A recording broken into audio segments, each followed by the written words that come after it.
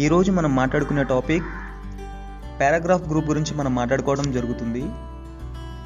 ఈరోజు పారాగ్రాఫ్ గ్రూప్లో ఉన్నటువంటి వాటి గురించి మనం మాట్లాడుకుందాము.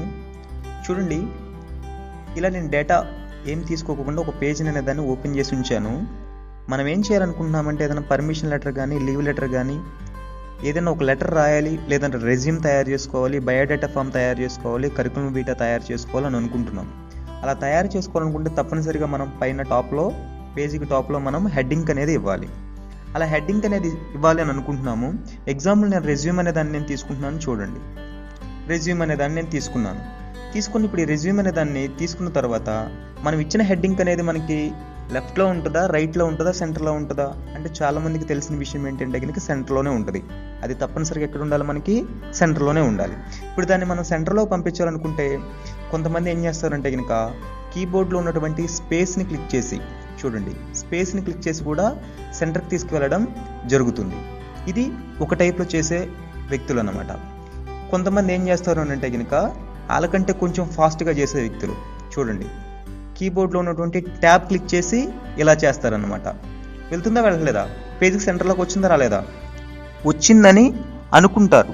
కానీ చూడండి, ఇప్పుడు మళ్ళీ ఇది జనరల్గా చేసే వ్యక్తులు అనమాట.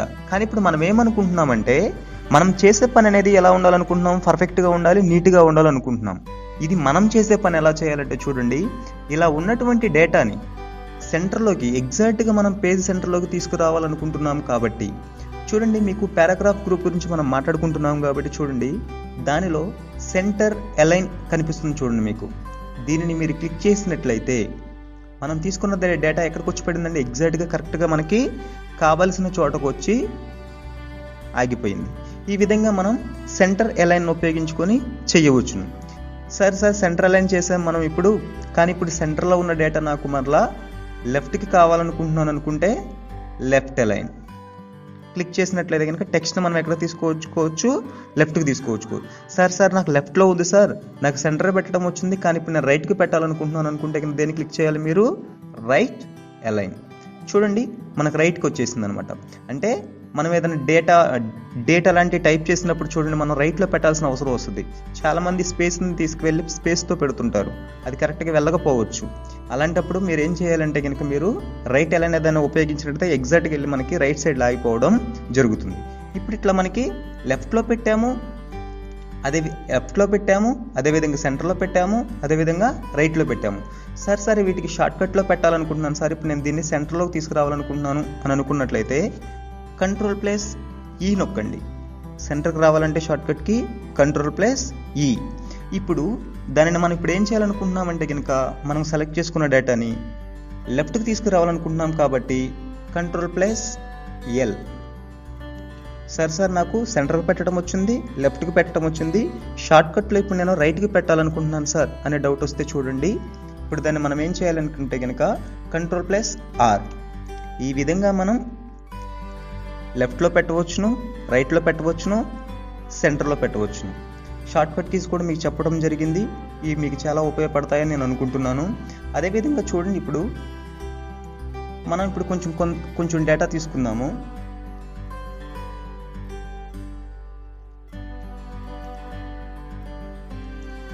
నాకు ఇక్కడ 3 పారాగ్రాఫ్ల డేటా తీసుకున్నానండి. నేను తీసుకుంటే చూడండి, ఇక్కడ లెఫ్ట్ సైడ్లో ఉన్నటువంటి డేటా, నాకు ఈ లైన్లో ఉన్నటువంటి డేటా మొత్తం ఎలా ఉంది అంటే చూడడానికి నీట్గా లైన్గా ఉంది, పద్ధతిగా. కానీ ఇటు పేజ్లో రైట్ సైడ్కి వచ్చి చూస్తే చూడండి, లైన్స్ అనేవి ఎలా ఉన్నాయి, నాకు కొంచెం క్లమ్జీగా అంటే పద్ధతిగా లేకుండా ఉన్నాయి. కానీ ఇప్పుడు మనం చేసే పని అనేది ఎలా ఉండాలి అనుకుంటున్నాం, మనం అందరిలాగా కాకుండా మనం ఎలా చేయాలనుకుంటున్నాం, ఇలా ఉన్నా కానీ కొంతమంది ప్రింట్ ఇచ్చేస్తారు.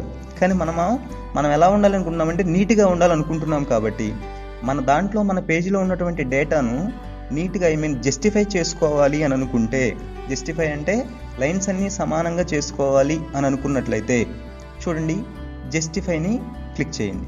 చూడండి, ఇప్పుడు లైన్స్ అన్నీ ఎలా ఉన్నాయి మనకు చూడడానికి అందరికీ కనిపిస్తుంది అనుకుంటున్నాను నేను. చూడండి, ఇటువైపు లైన్స్ అన్నీ నీట్గా ఉన్నాయి, అదేవిధంగా ఇటువైపు లైన్స్ అన్నీ కూడా మనకి నీట్గా ఉండడం జరిగింది. సార్ ఇప్పుడు చేసిన పనిని మేము షార్ట్కట్లో చేయాలనుకుంటున్నాం సార్ అనే డౌట్ ఎవరికన్నా వస్తే Ctrl+J క్లిక్ చేసినా సరే మనకి ఆ పని ఈజీగా అయిపోతుంది. చూడండి, ఈజీగా అయిపోవడం మనకి జరిగింది. దాని షార్ట్కట్కి Ctrl+J. ఈ విధంగా మనం చేసుకొనవచ్చును. జస్టిఫై మాట్లాడుకున్న తర్వాత దాని పక్కనే ఉన్నటువంటి మనం ఇప్పుడు లైన్ స్పేస్ గురించి మనం మాట్లాడుకుందాం.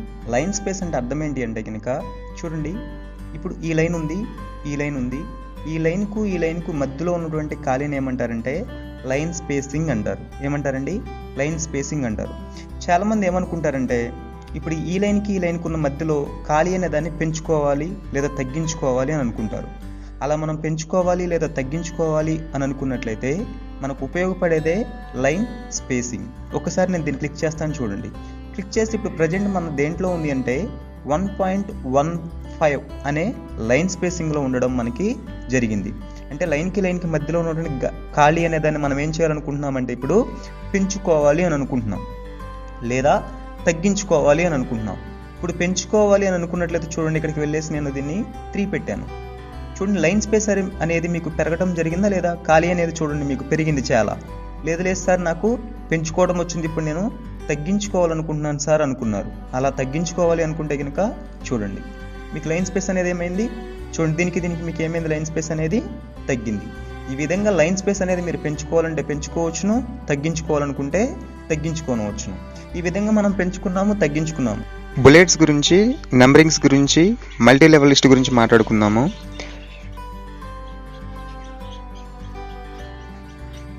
రాజు, రంగా, ఇలా నేను కొన్ని నేమ్స్ టైప్ చేయడం జరుగుతుంది. చూడండి, రాము,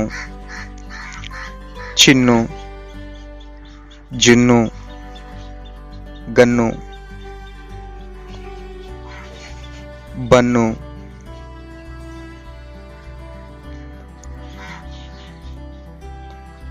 చంటి, బంటి, సోము, ఇలా నేను కొన్ని నేమ్స్ టైప్ చేశాను. ఒకసారి చూడండి ఇవన్నీ టైప్ చేశాను, మీ అందరికీ కనిపిస్తున్నాయి అనుకుంటున్నాను నేను. ఇలా టైప్ చేసిన తర్వాత వాటిని సెలెక్ట్ చేసుకోవాలి మనం. ఓకేనా? అంటే ఏంటంటే మనకి ఏవైతే కావాలి అని అనుకుంటున్నామో వాటిని మనం సెలెక్ట్ చేసుకోవాలి. వాటిని సెలెక్ట్ చేసుకొని ఇలా మనం తీసుకున్న డేటాకు లేదా తీసుకోబోయే డేటాకైనా సరే మనం అప్లై చేయవచ్చు. తీసుకున్న తర్వాత మనం డేటాని సెలెక్ట్ చేసుకున్న తర్వాత ఇప్పుడు మనకి కావాల్సిన స్టైల్ అనేదాన్ని మనం ఇవ్వవచ్చును. చూడండి, నేను నెంబరింగ్స్లోకి వెళ్ళాను, మనకు కావాల్సిన దాన్ని నేను అప్లై చేశాను. అప్లై చేస్తే అప్లై అవ్వడం జరిగింది. మరలా చూడండి, రకరకాల స్టైల్స్ ఉన్నాయి. ఆ స్టైల్ దగ్గర తీసుకెళ్ళినప్పుడల్లా మీకు అది అపేర్ అవ్వడం కనిపిస్తుంది అనుకుంటున్నాను నేను. ఓకేనా? ఆ విధంగా మనకు కావాల్సిన స్టైల్ అనేది మనం నెంబరింగ్స్ అనేవి మనం అప్లై చేసుకొనవచ్చును. మనకి అప్లై చేసిన తర్వాత వద్దనుకున్నట్లయితే నన్ను అనే దాన్ని క్లిక్ చేసినట్లయితే నెంబరింగ్స్లో నన్ను క్లిక్ చేస్తే పోతుంది. అదేవిధంగా తర్వాత చూడండి, బోల్డ్లో మనకు కావాల్సిన బుల్లెట్స్లో మనకు కావాల్సిన బుల్లెట్స్ను ఉపయోగించుకొని ఏ బుల్లెట్స్ అయినా మనం ఇవ్వాలి అనుకున్నట్లయితే ఆ బుల్లెట్స్లో చూడండి రకరకాల బుల్లెట్స్ దగ్గరికి తీసుకెళ్ళి మనం ఇస్తున్నాం. వాటిలో మనకు నేను టిక్ మార్క్ అనే బుల్లెట్ని ఇచ్చాను నేను. చూడండి, ఆ బుల్లెట్ అప్లై అవ్వడం జరిగింది. ఇలా అప్లై అయిన బుల్లెట్స్ని లేదా మళ్ళీ మనకేమనిపిస్తుందంటే కొన్నిటి వరకు మనం నెంబరింగ్స్, కొన్నిటి వరకు బుల్లెట్స్ ఇవ్వాలనుకుంటున్నాం. అలా అప్లై అవుతుందా లేదన్నది మళ్ళీ కొంతమంది డౌట్ రావచ్చు. అందుకోసమనే అది నేను ఇప్పుడే మీకు ఎక్స్ప్లెయిన్ చేయడం అనేది జరుగుతుంది. చూడండి, అది కూడా నేను అప్లై చేయడం జరిగింది. ఈ విధంగా కూడా మనం ఇచ్చుకోవచ్చు. కింద మరలా మనం వేరే బుల్లెట్స్ ఇచ్చుకోవాలి అనుకున్నా కానీ సరే మనం ఇవ్వాలి అనుకున్నట్లయితే చూడండి, కింద కూడా వేరే మనకు నచ్చిన బుల్లెట్స్ అనేవి మనం అప్లై చేసుకొనవచ్చును. ఇలా మనం అప్లై చేయడం వచ్చింది. ఇలా అప్లై చేయడం వచ్చిన తర్వాత ఇలా ఇప్పుడు వచ్చిన బుల్లెట్స్ అన్నిటికి సంబంధించి మనం బుల్లెట్స్ వాటిని మనం తీసివేయాలనుకుంటే అన్నిటిని సెలెక్ట్ చేసుకుని బుల్లెట్స్ కానీ లేదా నెంబరింగ్స్లోకి వెళ్ళి మనం ఏం క్లిక్ చేయొచ్చు అని అంటే కనుక నన్నని క్లిక్ చేసినట్లయితే మనం ఇచ్చిన బుల్లెట్స్ అనేవి మనం ఇచ్చినటువంటి ఇవన్నీ మనకి ఏమైపోతాయంటే తీసివేయడం జరుగుతుంది. చూడండి, నన్నని క్లిక్ చేస్తాను, అన్నీ ఏమైపోయాయి, తీసివేయడం జరిగింది. ఈ విధంగా బుల్లెట్స్ అనేవి మనం అప్లై చేసుకోగలము. అదేవిధంగా నెంబరింగ్స్ అనేవి అప్లై చేసుకోగలము. వద్దనుకున్నట్లయితే తీసివేయటం కూడా మనకి వచ్చు. ఈ విధంగా అప్లై చేయవచ్చును, తీసివేయవచ్చు. చూడండి, ఇక్కడ మీకు మల్టీ లెవెల్ లిస్ట్ రూపంలో మీకు డేటా ఎలా తయారు చేయాలనే రూపం చూపిస్తున్నాను. ఇప్పుడు నేను ఆల్రెడీ చాప్టర్ వైజ్గా తీసుకున్నాను, మీకు ఆ స్టైల్ తీసుకున్నాను, చూసే ఉంటారు మీరు. ఇప్పుడు అలా తీసుకున్న తర్వాత ఇప్పుడు రాజు దగ్గర నేను ఎంటర్ క్లిక్ చేయగానే నాకు 2 అని పడింది. కానీ ఇప్పుడు మళ్ళీ చూడండి 1.1 అనేది రావాలి అనుకున్నది చాలామందికి తెలియదు. అది మీకు ఎప్పుడైనా డేటా రాయాల్సిన అవసరం వచ్చినప్పుడు మీరు కన్ఫ్యూజ్ అవ్వకుండా ఇబ్బంది పడకుండా ఉండాలి అని నేను ఇది మీకు నేర్పించడం జరుగుతుంది. 1.1 అలా మీకు చాప్టర్ వైజ్గా కావాలి అని అనుకుంటుంది. చూడండి ఇప్పుడు 1.2 వచ్చింది.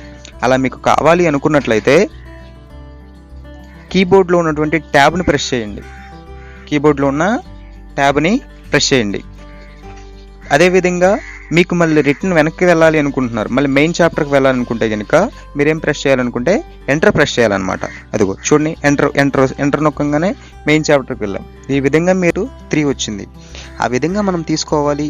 లేదా 2.2లోనే 2.1 కావాలి అనుకున్నట్లయితే ఆ విధంగా మనం తీసుకోవాలి అనుకున్నట్లయితే మీరు చాలామందికి ఈ విషయం తెలియదు. ఏది చాప్టర్ మల్టీ లెవెల్ లిస్ట్లో డేటా తీసుకోవడం ఎలా అన్నది చాలామంది కన్ఫ్యూజ్ అవుతుంటారు.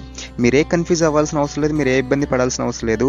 కీబోర్డ్లో ఉన్నటువంటి ట్యాబ్ని క్లిక్ చేసినట్లయితేనేమో 1.1 చాప్టర్ వైజ్గా మనం వెళ్ళవచ్చు. లేదు మనం మెయిన్ చాప్టర్కి రావాలనుకున్నట్లయితే ఎంటర్ క్లిక్ చేసినట్లయితే మెయిన్కి వస్తాం అనమాట.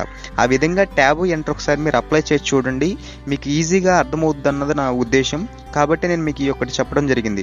చాలా చోట్ల ఈ టాపిక్ అనేది చెప్పరేమన్నది నా ఉద్దేశం, కానీ మీరు తప్పనిసరిగా ఇది నేర్చుకుంటారు. మీరు ప్రతి ఒక్కటి నేను చెప్తానన్నాను కాబట్టి మీకు నేను చెప్తున్నటువంటి టాపిక్లో ఏది మిస్ అవ్వకుండా చెప్పాలి అన్న ఉద్దేశంతోనే నేను మీకు ఇవన్నీ చెప్పుకుంటూ వస్తున్నాను.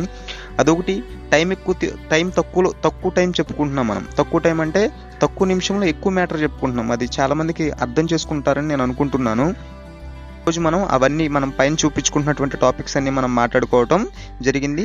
మిగిలిన టాపిక్స్ నెక్స్ట్ క్లాస్లో మనం మాట్లాడుకుందాము.